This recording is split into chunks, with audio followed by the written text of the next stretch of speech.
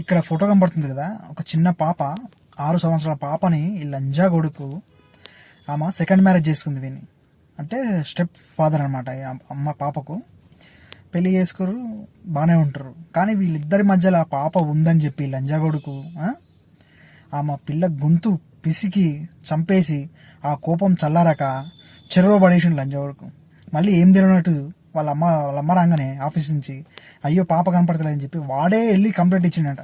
పోలీసులు వాళ్ళ స్టైల్లో వాళ్ళు ఎంక్వైరీ చేస్తే వీడే చంపేసిన తెలిసింది. ఎందుకు చంపేసినవరా అని అడిగితే మా పాప ఫోన్ ఎక్కువ చూస్తుంది అందుకే చంపేసిన అని అన్నాడంట. సరే పోలీసులు కూడా అదే రాసుకురంట. దాని తర్వాత వాళ్ళ పోలీసులు ఊరుకుంటారా? ఊరుకోరు. మళ్ళీ ఎంక్వైరీ చేసి బాగా తన్నితే మా ఇద్దరు సమజీవం ఏమంటారు, మేమిద్దరం కలుసుకోలేకపోతున్నాము, ఆ పిల్ల అడ్డ వస్తుంది అందుకని చంపేసినాన్ని. చూసినా, ఎవరైనా సరే సొంత తండ్రి కింద ఏ లంజోడుకు రాడు.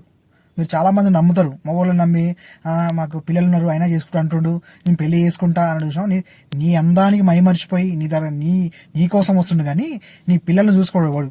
అర్థమైందా? ఫస్ట్ ఆఫ్ ఆల్ ఏ మగవాడిని నమ్మొద్దు. నేను కొంతమంది అంటారు, అందరినీ కాదు నేను, కొంతమంది ఉంటారు ఇట్లాంటి లంజోడుకులు ఉంటారు. చిన్న పాప వాళ్ళిద్దరికి అడ్డొస్తుందని చెప్పి 6 సంవత్సరాలు చిన్న పాపని గొంతి నులిమి చంపేసి చెరువులో పడేసిండు. అంటే వానికి ఎంత సైకో లంజోడుకోడు. తల్లి మీద ప్రేమతోటి ఫస్ట్ పెళ్లి చేసుకో, ఫస్ట్ ఏమని చెప్పినట్ట నేను చూసుకుంటా, నా కూతురులాగా చూస్తా అని చెప్పాడు. కానీ వాళ్ళిద్దరికి అడ్డొస్తుందని చంపేసిండు. పోలీసు వాళ్ళకి ఏం చెప్తున్నట, ఫోన్ ఎక్కువ చూస్తుంది పాప అందుకే చంపేసిన అని చెప్తున్నట్ట. ఇట్లాంటి లంజోడుకులు ఉంటారు, మీరు నమ్మకండి అమ్మా.